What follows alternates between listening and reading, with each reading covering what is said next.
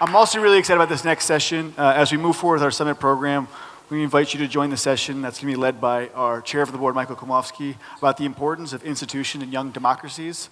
We're excited to welcome Kam Buckner, who's an Illinois state representative, who will lead this session. We believe this discussion will shed some light on the critical role that institutions play in young democracies, and I have been the chance to be around Michael and Kam the last couple of days, and I know you're on for a 35-minute treat. So Michael and Kam, come on stage, guys.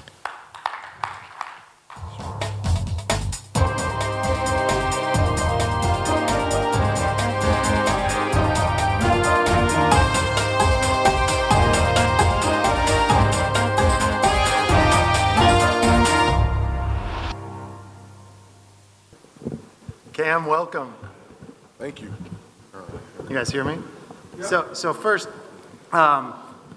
it's such a great honor for me to be a part of this board, and wanted to give a huge thank you to Galina and Nikita for what you've done so far and how you consistently deliver. So wanted to start there.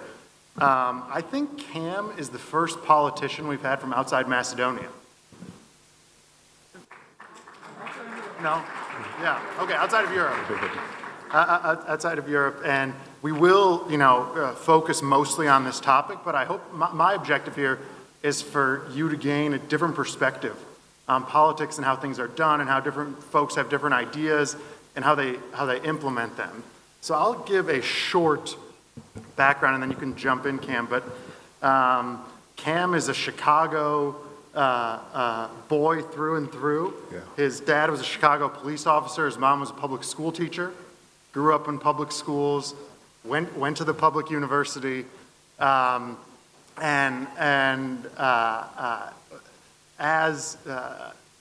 trying to think the most eloquent way to say this, as a Chicago politician, I could say it's almost as derogatory as Macedonian politician. It just in jest, but. Give us, Kam, a bit more background, and the first question is, why politics? Yeah. Well, first off, good afternoon, Blagodaram, right? Blagodaram, yeah. There you go. Been listening. Thanks, Mike. Really, growing up as a young man in Chicago, it was very clear to me that the political sphere was the way to effectuate change, right? And so I didn't grow up in an overly political family.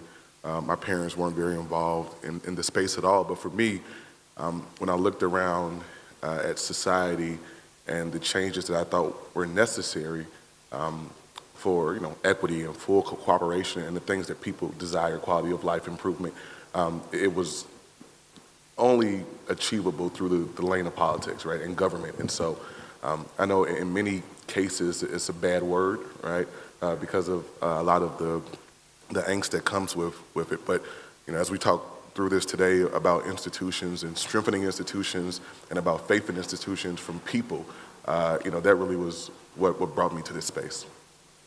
So democracy is a noun, and we use it as a noun, and we grade it based on whether it's ascending or descending. And I think we would argue that maybe that's not the right way to approach it. And not as helpful, because ultimately democracy comes from ourselves and what we make of it, and the desire for the people to rule themselves. And so perhaps better to think of it as a verb, yeah, and something that you do and take responsibility for. And so the question there is, what are the core institutions of a democracy? And how do you grade them? Yeah, I think that's right. I think looking at democracy as an action, right, and not just an entity or a thing that exists, is extremely imperative to its success. And so, when we look around the world, when we look at the history of geopolitical structures, there are a few institutions or a few things that I think are very important to whether or not a democracy can survive, right? We talk a lot about making sure that there are clear, concise branches of government. We talk about independent judiciaries, which I think is extremely important. We talk about making sure that institutions like academia and the media have the ability to undergird what it is that our democratic institutions are trying to do, right? And so I think often we've fallen short of that, not just in America, but around the world. I know that the premise of this conversation is about how institutions can help or how important they are to young democracies. I'm going to push back on that a little bit because I would argue that every single democracy is a young democracy. Democracies don't seem to last. And the shelf life in the history of this world is about 200 years before democracy kind of gets riled up and people start to change, right? And so you look at the United Kingdom, there's only been a democracy since the 1880s. You've got, a 27-day civil war in Switzerland in the 1840s, which gave us a democracy there. You got places like Australia and New Zealand, France and Italy have only been democracies since the 40s, Japan since the 50s. And so the United States being the oldest democracy in the world, just shy of 250 years old. We've got a birthday coming up too in July. We have a big party if anybody wants to come see us. You're welcome. But we see that, right? And when we look at, once again, the history of democracy, Roman democracy really gave way to Caesarism, which was, people thought that the democracy was so corrupt that they would rather have a dictator who they believed had the best interest of the people at hand. But then once Caesar was assassinated, they moved back to empirical and empire type of society, right? And so these are things we got to keep in mind when we think about what young democracies can learn from established or advanced democracies over time. And with so much, and in Macedonia we've heard it even in the last 2 days over and over again, cynicism, fatalism, this idea that your voice may not count. Yeah. And I think that, you could draw a very close line to the United States right now. Yeah. And so what is the role of government and strengthening those institutions, but more importantly, really ensuring people know that it does in fact count? Yeah. That's a great question. I think institutions, in order for people to believe in them, they have to actually work. People have to be able to see results and have to see that there is a clear and concise and cogent line and measurable success when it comes to the things that people are looking for, right? And so we often, you talk about America, and I often remind people that the breakdown in the faith of democracy in my home country is, Donald Trump didn't do it. He rode into power on that wave, right? And it was exacerbated once he got there, but I think the same thing is true if you look at the UK, right?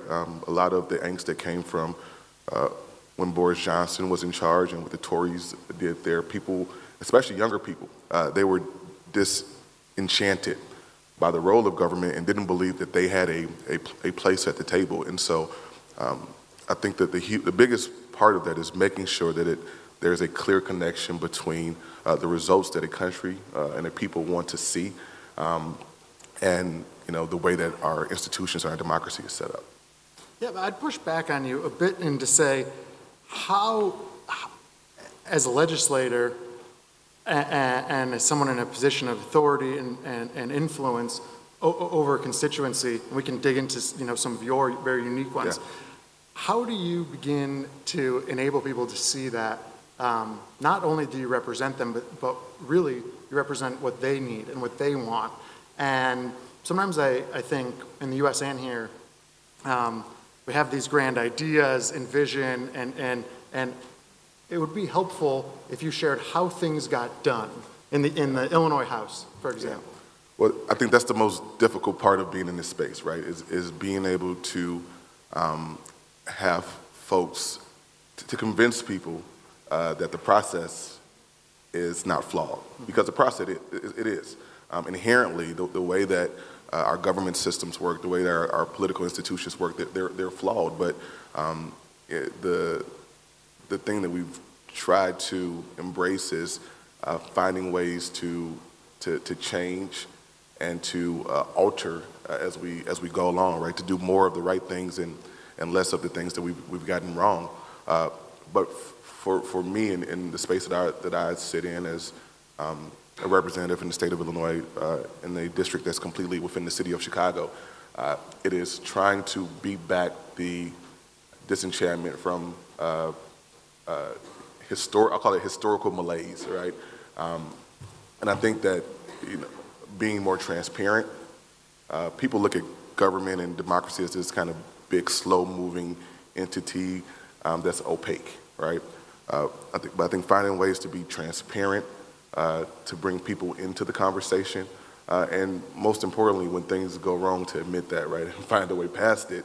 I think you build some goodwill there, but we've got a long way to go to figure out how to do that in the most effective way. Yeah. So Kam's district in Chicago spans the lakefront.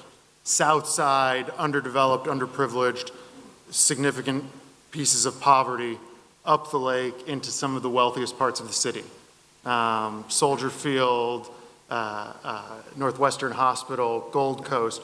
And so how do you balance these different worlds and attempt to deliver for both sets of those constituents? Yeah, and so those who may be familiar with the political, social, and civil ethos of Chicago, we often talk about it being a tale of two cities, right? A city of haves and have-nots. And so a lot of what my charge is, I think, in my space, representing both of those entities or both of those groups of folks is trying to find ways to bring them together, not wanting to make the wealthy parts of my district less wealthy, but trying to find a way to make those non-wealthy districts more wealthy, right? How do you do that? Well, that's the tough part. If I knew how to get it done completely, we wouldn't necessarily be here right now. But I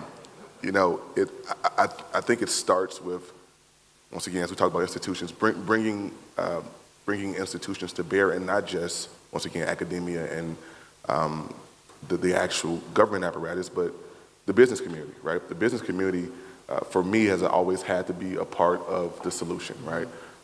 Because a city like Chicago, a state like Illinois, a government like the United States government cannot run without the business community being at the core of how we operate. And so I think it's really about symbiosis,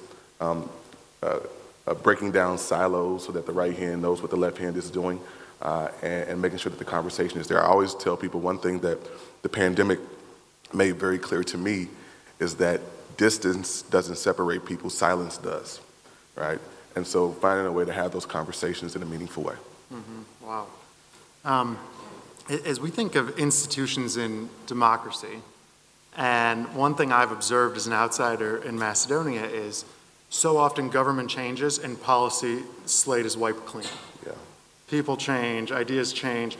How do you ensure institutions are stable and strong so that as parties change, whichever side or way they go, that those live on and continue to strengthen? Yeah, so institutional integrity and government continuity, we'll call it, is so very important. And we see this, right? As you said, we've seen this in countries. I've seen it in certain U.S. cities. I spent some time working for the mayor of New Orleans, Louisiana. And one thing that became very clear to me there is that in a city that had 8-year term limits for their mayors, what we saw for 50 years there was that we would go 8 years this way, and then somebody else would get elected would go 8 years this way. And it was, every action has an equal and opposite reaction, as opposed to cities like Atlanta, Georgia, who actually have done a phenomenal job over the last 40 years. They also have term limits with their mayor, but the next person up was kind of already being groomed, and it was more like a baton pass in a 4x4 race on a track, right?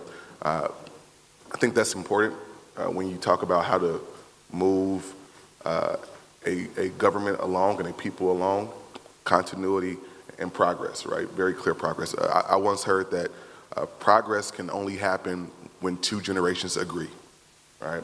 And I think that's so powerful because often we reinvent the wheel and we throw everything out and try to start over again when we really can be building on the successes and the failures of the past. Wow. Are there, and I certainly don't expect you to be an expert in Macedonian politics or system or government, but speaking of democracy broadly, positions within government and to your experience in the Illinois House that are consistent over time regardless of where the political party goes? That's a good question. Non-political positions in government. Well, so we try to enshrine those things within at least the American federal government, right, in our civil service, making sure that the people who keep the trains running, the people who make sure that the government is running and functioning no matter if Donald Trump or Joe Biden is president. I think those things are enshrined in the way that we do business. But I think we learned that after, once again, seeing that continuity-based shift.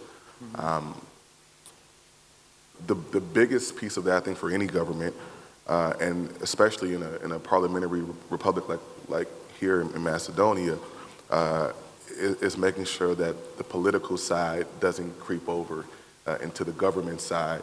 And it's hard, right? These are hard lines. The veil is extremely thin. But in order to truly be able to serve the people, that is the only appropriate way to do business, I believe. We have a few interesting questions from the audience, so I'll move to one.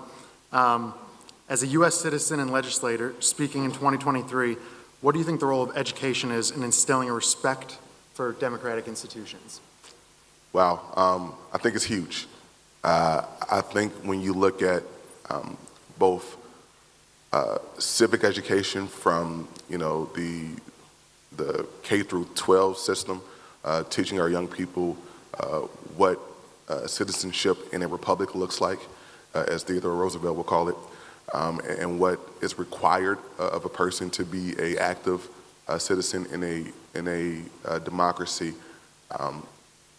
Then just moving on to the role, as I said earlier, that academia plays, right? So higher education and beyond, when it comes to challenging our institutions, to making sure that there's transparency and accountability, I think it's huge. And I think we have not paid enough attention to it as a country, frankly, in America. But there's a huge opportunity now with the shift. And we've got a bit of a crisis of democratic faith right now in the states, and I think that that role and that void has to be filled by engaged, informed, educated citizens who understand things, and that is, we've got to provide the space for that to happen. As we look at the institutions in Macedonia currently and comparing them to Illinois, how do you grade or gauge the strength of institutions over time?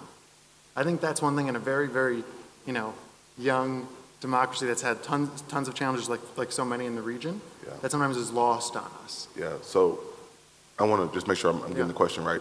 The strength of overall institutions, or? More specifically, how about the strength of rule of law in a country? Yeah. Like Macedonia, right? That has certain challenges in its judiciary and is not nearly as developed quite yet as the U.S. And thinking of pragmatically how that changes over time and how there's a greater trust and buy-in that's developed. Yeah, so I think the key word there is time, right?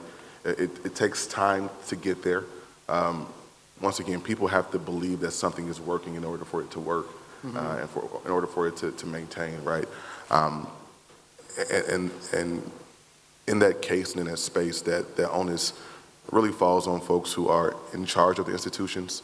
But from a democratic standpoint, we the people are in charge of those people who are in charge, if that makes any sense. And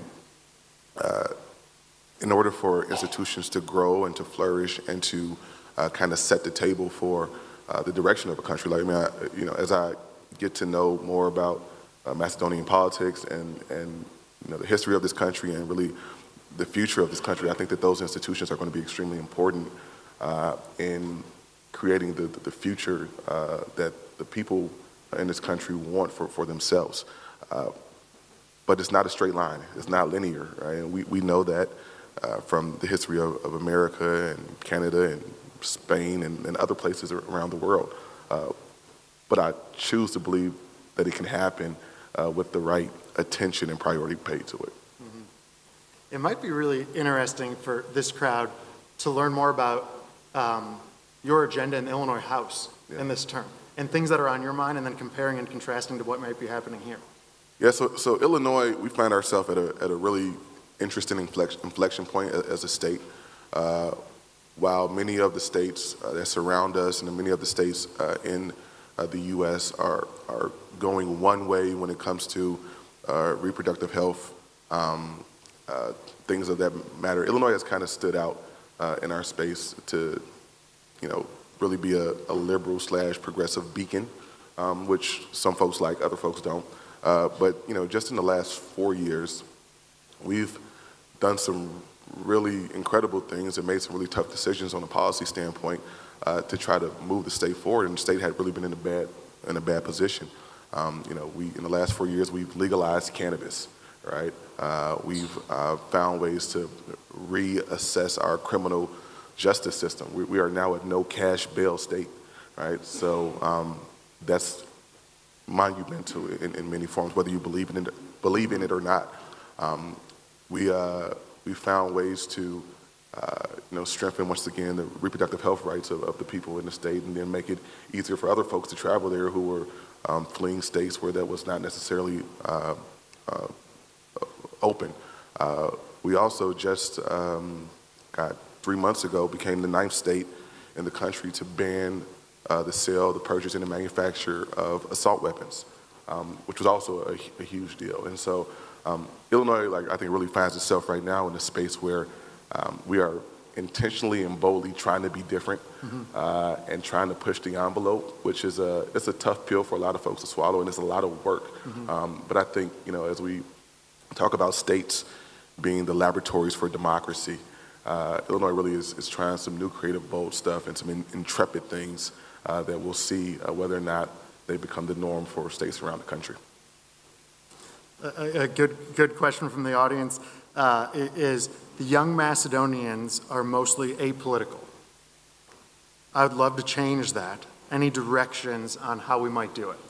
Yeah, I think that's a issue. That's something we're seeing around the world, right? When you talk to young people in the States, when you talk to young people in other parts of Europe and even some parts of Asia and Africa, they have moved to this very apolitical mindset and mind state.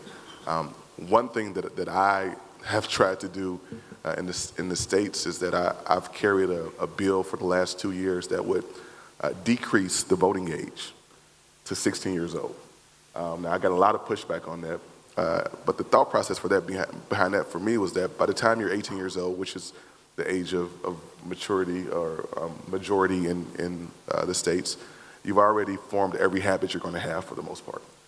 And I think being a part of the process, figuring out where you stand on the political spectrum should begin earlier, right? If you can, my deal was if you could drive and have a job at 16 and pay taxes at 16, you should be able to have a voice in the larger matter of what goes on in your city, your state, and maybe the country if we could ever get there. But this goes back really to the ethos of the first part of what we're talking about is institutions and whether or not young people believe in institutions anymore. And those institutions range from everything from government to marriage, right? We can have a long conversation about whether or not the Generation Zers are embracing that, right? And so I don't have the answer to that. I'm trying to figure it out. But it is an important piece of the puzzle, just about how we keep our institutions, not just we keep them going, but we keep them fresh, right, with new ideas and new leaders over time. Right. I mean, if the fabric of institutions are deteriorating and young people are telling us that they don't believe in them, right, there has to be something there that continues to not only draw them in, but show their value. They've got to, I guess, be at the table, right? They've got to, we got to find ways to allow them in the space and to show them that their voices matter, right? And that's easier said than done. It sounds super cliche and platitudinous, but I think that's the only way to really do it. Yeah. Another good question from the audience, which I had not thought of, is how will AI change politics, in your opinion? Wow. Wow, that's a good one. I had not thought about that. It's much more difficult to tell fibs if people have all the information on in their palm, right? That's right. But to that point, I think we live in a society where we have a overabundance of information. We have an overabundance of ways to fact check and find things quickly. But we haven't really used that in a way that I think has made our processes better. I think actually people have been dumbed down because of it.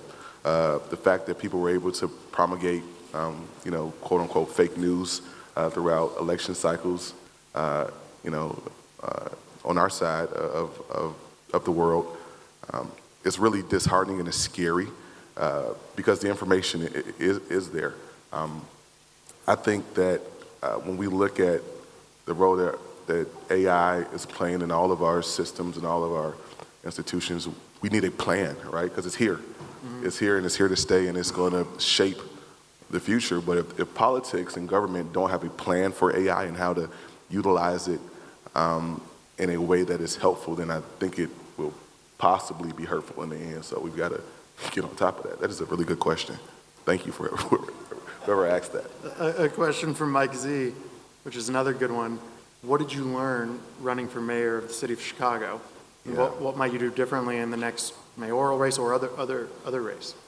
Mike, I learned that we are more alike than different, right? And I think that's something that conceptually, but when you get to travel a city the size of Chicago, right, 3 million people, 264 square miles, 77 different community areas, a lot of different, ethnic diversity, right? You've got 33% African American, about 33% Latino, 33% white. It's the largest Polish population outside of the city of Warsaw. I mean, Chicago is a melting pot in many ways. It has so many things to offer. But what I did learn in that space is that the African American single mother on the South Shore is worried about the same things that the wealthy widower on the Gold Coast is worried about, right? Safety, good schools and city services that actually work, right? And you asked this a little bit earlier, like what is the role of government to protect, to provide, and to invest? And so I saw that throughout the city over the 10 months that I was running for mayor, and it was really inspiring because once again, it showed me that we were more alike than we were different. Only a few minutes left, and I know you wanted the opportunity to share some of your observations on Macedonia and what you, both observations and thoughts for the future and things you've seen and witnessed. Yeah, I'll say this. When we talk about the future of this country, when we talk about things that are inspiring, especially through the lens of institutions and democracy and durable democracy, right? Because that's what we're chasing here. Those things are tough to accomplish, but they're not impossible.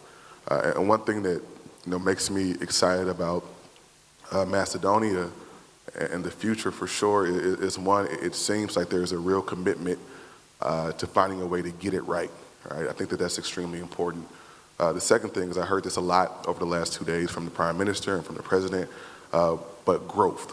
And growth does not just mean more, it means better, right? It means stronger and strengthening in a way to create some sustainability, right? And so that I think the need or the attraction to growth is extremely important for a country like this was moving in that direction.